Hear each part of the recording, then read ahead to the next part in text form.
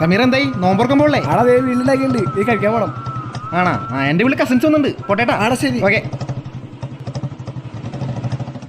പെരിയോനേ N റഹ്മാനേ, പെരിയോനേ റഹീം, പെരിയോനേ N റഹ്മാനേ, പെരിയോനേ റഹീം, പെരിയോനേ റഹ്മാനേ, പെരിയോനേ റഹീം, പെരിയോനേ റഹ്മാനേ, പെരിയോനേ.